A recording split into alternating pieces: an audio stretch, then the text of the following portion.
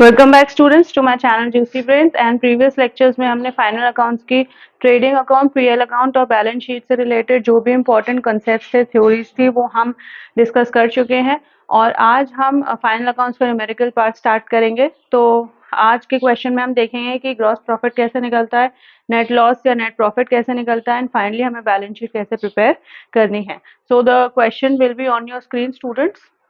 Question है, following is the trial balance of Shri Damodar Prasad as on 31 March 2016। ठीक है, तो आपको ट्रायल बैलेंस दिया है, उसके डेबिट बैलेंसेस और क्रेडिट बैलेंसेस भी दिए हुए हैं। एंड आपको इसमें trading account, profit and loss account for the year ended 31 March 2016 and balance sheet as on that date prepare करना है। और एक्स्ट्रा इन्फॉर्मेशन दी गई है, that is stock on 31 March 2016 was 22,000। अब स्टूडेंट्स, ये क्योंकि ट्रायल बैलेंस के बाहर दिया है तो इसका एडजस्टमेंट दो साइड होगा, दो जगह होगा। You can now refer to your questions. See, debit balances में पहला बैलेंस आपको दिया है stock, that is 1 April 2015। Now हम 31 मार्च 2016 को ये चीज प्रिपेयर कर रहे हैं फाइनल अकाउंट्स। दैट मीन्स जो 2015 का स्टॉक है वो इस साल का ओपनिंग स्टॉक हो गया। तो ओपनिंग स्टॉक क्वेश्चन में दिया है, इसको हम लिख लेंगे टू ओपनिंग स्टॉक।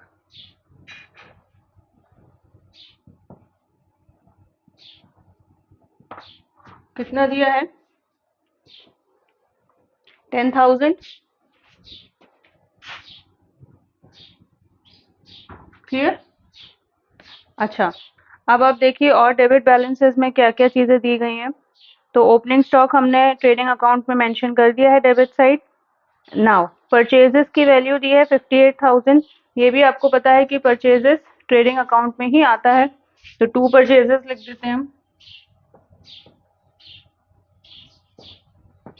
कितना है? 58,000। नाउ इसमें हमें देखना है कि परचेज रिटर्न दिया है कि नहीं, क्योंकि परचेज रिटर्न दिया है तो उसका एडजस्टमेंट होगा। क्लियर? अब purchase return you can see on the debit balances.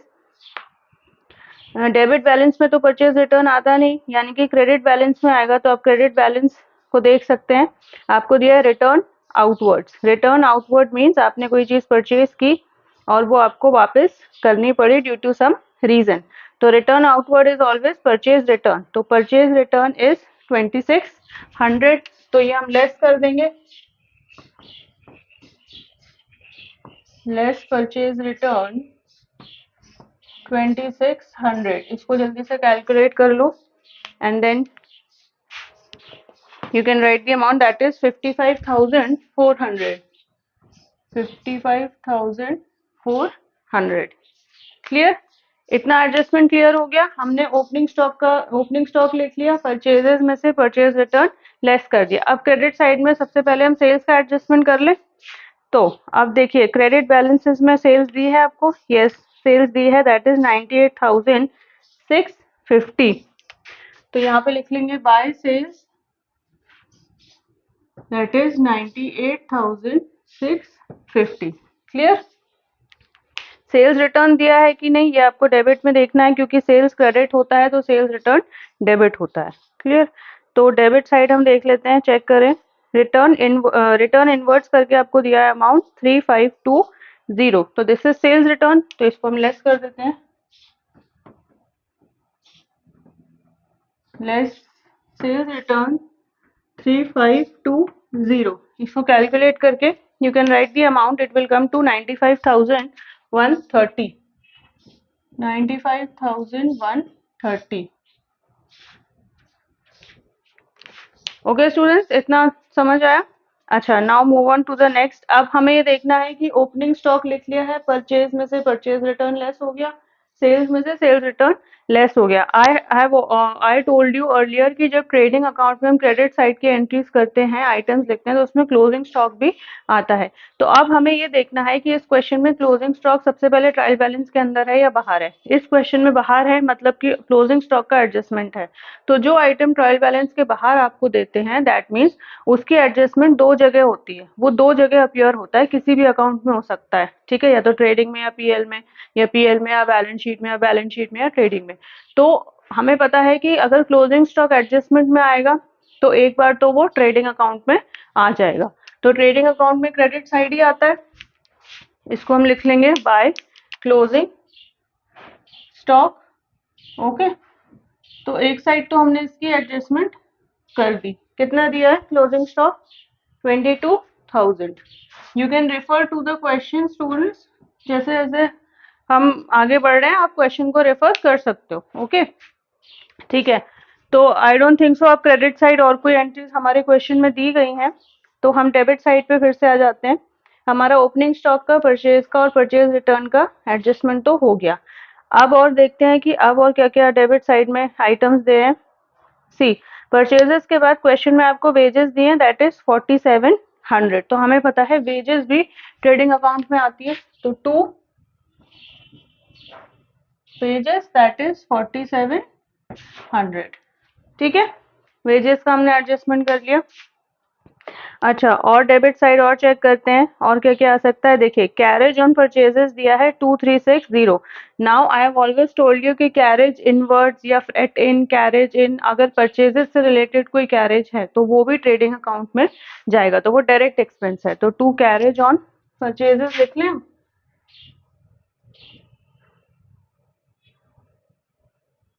2 carriage on purchases, how much? 2360। ठीक है, और देख लेते हैं डेबिट साइड में। You can refer to your question. Carriage on sales दिया है, तो carriage on sales I told you अगर परचेजेस से रिलेटेड कोई कैरेज है तो ट्रेडिंग अकाउंट में आएगा, लेकिन सेल्स, कैरेज ऑन सेल्स लिखा है that means it will go under selling and distribution expenses in profit and loss account. Clear, तो इसको हम ट्रेडिंग में नहीं लिखेंगे।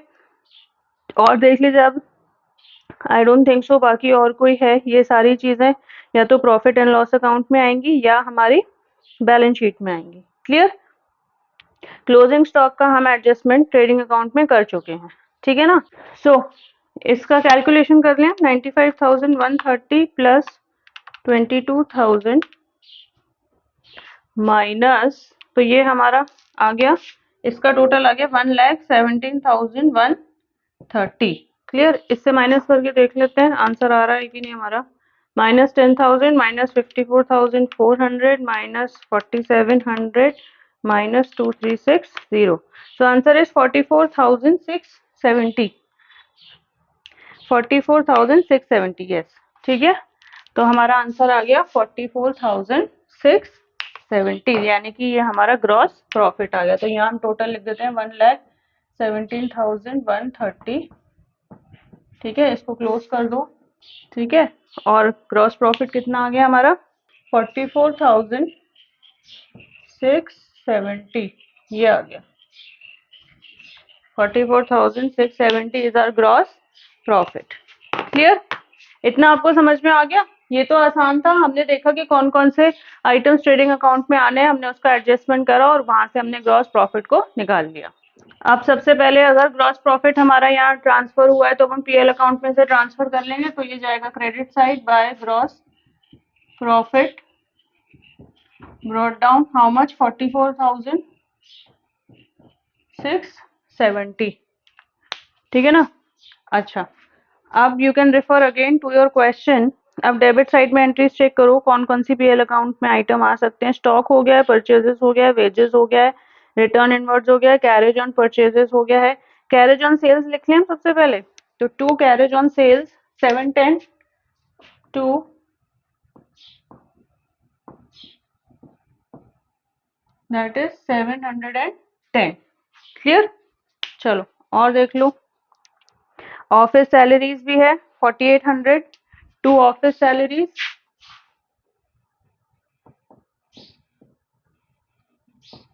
That is 4800। क्लियर, अच्छा, और उसके बाद रेंट्स एंड टैक्सेस भी आएगा पीएल अकाउंट में, that is 2400, 2 rents and taxes 2400, 2400। उसके बाद कैश तो बैलेंस शीट में जाता है, बैंक बैलेंस भी बैलेंस शीट में जाएगा। बैड डेट्स लिख लें हम 2 बैड डेट्स 600। ठीक है, क्योंकि बैड डेट्स भी प्रॉफिट एंड लॉस अकाउंट में जाता है, टू बैड डेट्स 600। क्लियर, समझ आ रहा है? अच्छा, और क्या क्या चीजें हैं? डिस्काउंट अलाउड भी एक तरीके का एक्सपेंस है, 640। This will also go to the debit side, to discount allowed, this is 640। और land and building, scooter repairs, देखो स्कूटर एक एसेट हो गया, we know it is a vehicle asset side, asset होता है, बैलेंस शीट में जाता है, बट स्कूटर से रिलेटेड जो रिपेयर्स हैं वो तो ऑपरेटिंग एक्सपेंसेस हैं। क्लियर, तो वो पीएल अकाउंट में डेबिट साइड जाएगा, to scooter repairs. BR is bills receivable, commission. Now commission is given on the debit side. ठीक है, ट्रायल बैलेंस बना हुआ है और ट्रायल बैलेंस में कमीशन डेबिट साइड दिया हुआ है, यानी कि कमीशन एक्सपेंस है यहाँ पे। ठीक है, तो टू कमीशन, अगर ये क्रेडिट साइड दिया होता तो टू कमीशन रिसीव था, ये डेबिट साइड है, to commission given. PL account works on nominal account rule. ठीक है, debit all expenses and losses, credit all incomes and gain, ये तो अभी तक आपको समझ आ गया होगा, इसलिए सारे एक्सपेंसेस को हम डेबिट साइड रिकॉर्ड कर रहे हैं, इनकम्स और गेन्स को क्रेडिट साइड करेंगे। क्लियर, कमीशन को हमने रिकॉर्ड कर लिया। देन डेटर्स हमें पता है बैलेंस शीट में जाते हैं। देन ड्रॉइंग्स दे रखा है, इंटरेस्ट ऑन एक्स लोन।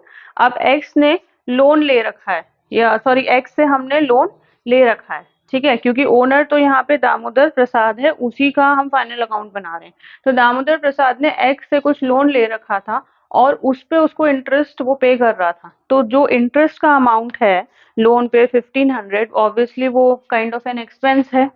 ठीक है, तो interest on loan that is 1500। ठीक है, ये डेबिट सारे एक्सपेंसेस आ गए हमारे। I don't think so debit में और कोई एंट्रीज हैं। क्रेडिट साइड आ जाओ। अब यहाँ पे फर्स्ट एंट्री है डिस्काउंट रिसीव, दैट इज 750। अब ये वैसे भी क्रेडिट साइड है और क्लियरली उन्होंने मेंशन कर भी रखा है डिस्काउंट रिसीव, तो ये हमारी जाएगी टू डिस्काउंट रिसीव 750।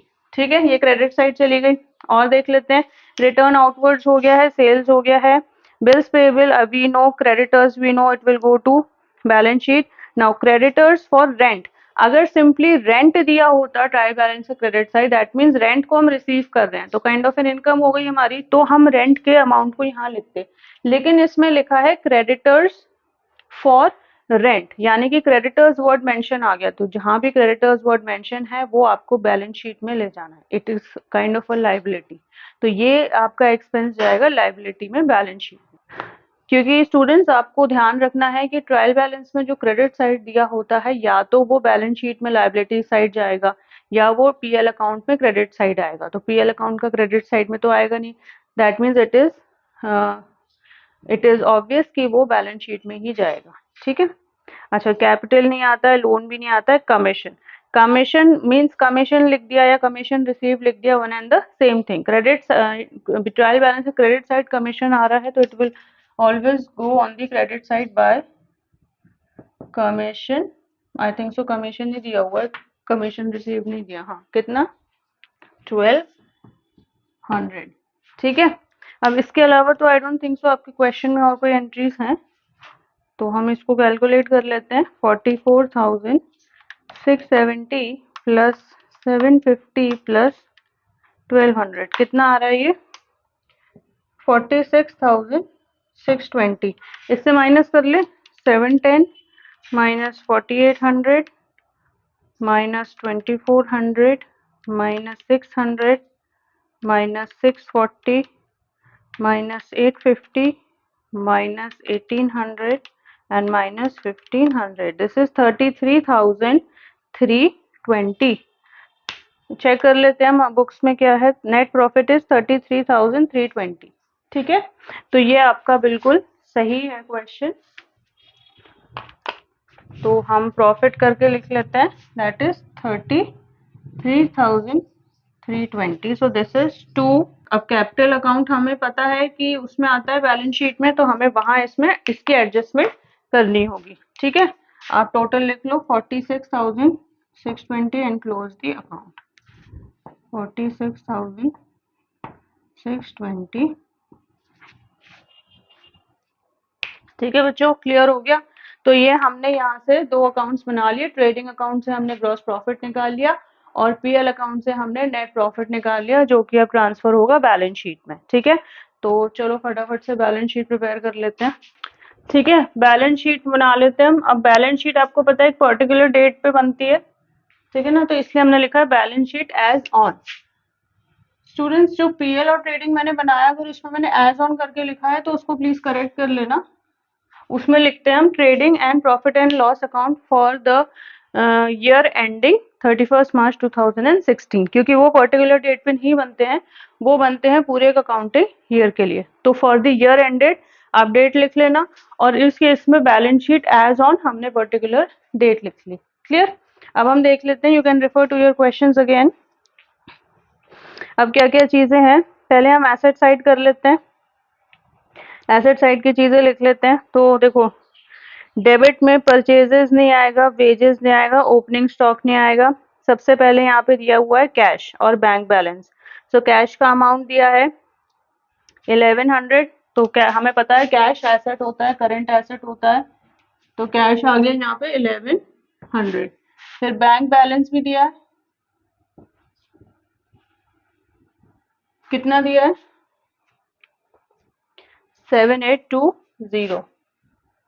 7820 आपका बैंक बैलेंस दिया है। क्लियर? अच्छा, और क्या दिया है, एसेट डेबिट साइड चेक कर लो। Bad debts, discount allowed, land and building और स्कूटर दिया है। ठीक है, अच्छा, इससे पहले कि लैंड एंड बिल्डिंग स्कूटर करें, क्योंकि ये तो नॉन करंट एसेट्स हो गए, तो नॉन करंट एसेट्स को जनरली हम, या लॉन्ग टर्म एसेट्स को जनरली लास्ट में लिखते हैं। तो आप कोशिश करो कि स्टार्टिंग से ही जब आप क्वेश्चंस कर रहे हो तो ये प्रैक्टिस कर लो कि पहले करंट एसेट्स मेंशन कर दो, फिर आखिरी में नॉन करंट। ठीक है, नहीं तो कुछ ना कुछ जरूर भूलोगे। तो यहाँ पे ये कैश और बैंक बैलेंस तो क्वेश्चन में दिया है। क्लोजिंग स्टॉक का एडजस्टमेंट है, आई टोल्ड यू ट्रायल बैलेंस के बाहर है, यानी कि दो जगह अपीयर होगा। एक जगह हमने ट्रेडिंग अकाउंट में क्रेडिट साइड ऑलरेडी लिख दिया है, और उसके अलावा ये अपीयर होता है बैलेंस शीट में एसेट साइड। इसको मत भूलना, क्योंकि अगर क्लोजिंग स्टॉक की वैल्यू नहीं लिखोगे तो बैलेंस शीट मैच नहीं होगी। आई think so it is 22,000, correct? 22,000, हाँ, ठीक है ना। तो क्लोजिंग स्टॉक भी हमने अब लिख लिया, अब इसकी टेंशन नहीं, ये इसका एडजस्टमेंट दोनों साइड हमने कर लिया। अब बाकी की चीजों पे आते हैं। भाई वो कह रहे हैं लैंड और बिल्डिंग और स्कूटर, तो लैंड एंड बिल्डिंग, ठीक है, और स्कूटर। स्कूटर नहीं भी दिया हो, व्हीकल दिया हो, तो वो भी आप लिख सकते हो। Land and building is 20,000, scooter is 6600। This is 20,000 and this is 6600। ठीक है, अच्छा, और क्या दिया है और देख लो। बिल्स रिसीवेबल दिया है, ठीक है। बिल्स रिसीवेबल की वैल्यू क्या है 3500। तो बिल्स रिसीवेबल इज 3500। आपको पता होना चाहिए बिल्स रिसीवेबल भी, बिल्स रिसीवेबल बल्कि यहाँ लिख लो, क्योंकि बिल्स रिसीवेबल भी करंट एसेट होता है। ठीक है, तो कोशिश करना कि इसे क्लोजिंग स्टॉक के बाद लिख लो। ठीक है, और बिल्स पेबल बैलेंस शीट की लायबिलिटी होती है। हो में ओके?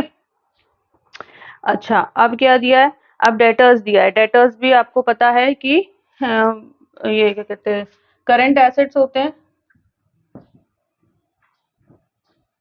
तो अभी तो डेटर्स पे एडजस्टमेंट नहीं है, वैसे लंबी चौड़ी एडजस्टमेंट होती है, वो हम आगे और इसको डिटेल में करेंगे। क्लियर? तो सन्ड्री डेटर्स का जो अमाउंट है दैट इज 25,400। अब ये भी करंट एसेट ही होता है, तो इसको यहाँ पे लिख लेना। ठीक है, ये बाद में मैंने पढ़े हैं, बट जैसे आप करोगे ना तो उसको कोशिश यही करना कि इसको ऑर्डर में ही लिखो, ताकि इस चीज की प्रैक्टिस हो जाए। क्लियर? अच्छा, और लैंड और बिल्डिंग लिख लिया हमने, और स्कूटर लिख लिया है। After this I don't think so इसमें और कोई चीज है कैलकुलेशन के लिए। चलो अब हम देखते हैं लायबिलिटी साइड।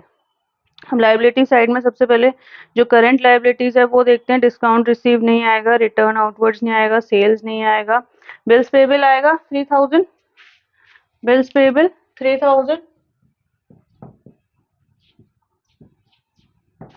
ठीक है, और क्या आएगा चेक कर लो। सन्ड्री क्रेडिटर्स आएगा 5600, सन्ड्री क्रेडिटर्स 5600, ठीक है। और क्रेडिटर्स फॉर रेंट भी है, तो ये भी लाइबिलिटी साइड जाएगा, आई टोल्ड यू, ठीक है। और कोई एडजस्टमेंट है इसमें, और कोई आइटम? अच्छा, कैपिटल दिया है loan from x and commission. Loan from x होता है, लोन तो लॉन्ग टर्म लाइबिलिटी होती है, तो लोन फ्रॉम एक्स इज 10,000। अब हम इसको यहाँ लिख लेंगे, loan from x that is 10,000, ठीक है। और तो कुछ है नहीं इसमें, सारी चीजें हमने लिख ली। अब हम कैपिटल का लास्ट में, जब हम बैलेंस शीट में लाइबिलिटी साइड जब सारे current liabilities long term liabilities लिख लेते हैं, उसके बाद फाइनली कैपिटल का एडजस्टमेंट होता है कि उसमें हमें लॉस है तो कैपिटल से लेस करेंगे, प्रॉफिट है तो उसमें ऐड करेंगे, और क्या क्या चीजें हमें ऐड और लेस करनी है, तो वो बिल्कुल आखिरी में करना। शुरू में कैपिटल का एडजस्टमेंट कर दोगे तो हमेशा कंफ्यूज हो जाओगे, ये चीजें रह जाएंगी फिर, ठीक है।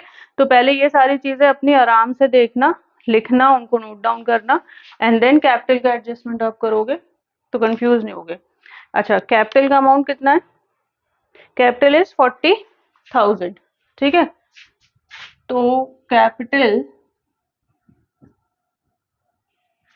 अमाउंट है 40,000। अब देखो इसमें क्या दिया है, सबसे पहले हम प्रॉफिट की बात करेंगे। नेट प्रॉफिट हो रहा है, नेट लॉस हो रहा है। हमारे क्वेश्चन में प्रॉफिट हो रहा था, तो हम इसको ऐड नेट प्रॉफिट। लॉस होता तो लेस नेट लॉस कर देते। कितना प्रॉफिट है? 33,320। ये हमारा आ चुका था 33,320। अब इसमें ऐड करो 40,000 प्लस 33,320, तो ये आएगा 73,320। 73,320 ये आ गया, ठीक है। अब हमें इसके बाद ये देखना है कि इसमें और क्या चीजें ऐड होंगी या लेस होंगी। और देख लो और क्या क्या चीजें हैं। डेबिट साइड में हमें डेबिट बैलेंसेस में ड्राइंग्स दे रखा है। अब हमें पता है कि ड्राइंग्स वो अमाउंट होती है जो प्रोपराइटर बिजनेस से विड्रॉ कर लेता है अपने पर्सनल यूज के लिए, तो वो आइटम्स हमेशा डिडक्ट होते हैं, ठीक है। अगर गुड्स को विड्रॉ करा होता है तो ड्राइंग्स ऑन गुड्स हो जाता है, ठीक है। तो इस केस में ड्राइंग्स का अमाउंट हमें दिया है 6,000, तो हमें पता है ये उसके पर्सनल यूज के लिए इसलिए ड्राइंग्स हैं, तो ये भी हमें यहाँ से अब हम इसको लेस करेंगे। हमेशा ध्यान रखना स्टूडेंट्स, ड्राइंग हमेशा ही लेस होगा और इंटरेस्ट ऑन ड्राइंग हमेशा कैपिटल में ऐड होगा, ठीक है, क्योंकि वो बिजनेस के लिए प्रॉफिट है। ड्राइंग्स बिजनेस के लिए लॉस है, इसलिए कैपिटल से लेस हो रहा है। और इंटरेस्ट ऑन ड्राइंग्स बिजनेस के लिए प्रॉफिट होता है, क्योंकि प्रोपराइटर अब इंटरेस्ट देता है ड्राइंग्स पे, तो वो बिजनेस के लिए प्रॉफिट हो जाता है, तो वो कैपिटल में ऐड हो जाता है। तो ऐसे याद आप कर सकते हो। तो ड्राइंग्स की अमाउंट को हम लेस करेंगे 6,000, ठीक है ना। अब देख लो भाई कितना आ रहा है, 73,320 लेस, तो ये आएगा 67,320, ठीक है ना। अब ये दोनों साइड बराबर आनी चाहिए, नहीं आई तो मतलब आपने कुछ गड़बड़ कर दी है। 67,320 प्लस 10,000 प्लस 500 प्लस 5600 प्लस 3,000, भाई एक साइड तो आ गई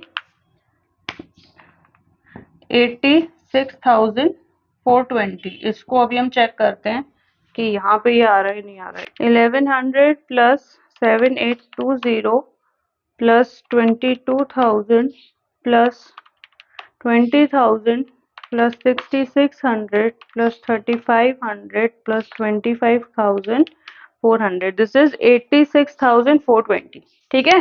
तो अब हमारी ये चीज बैलेंस हो गई है 420, ठीक है बच्चों, समझ आ गया।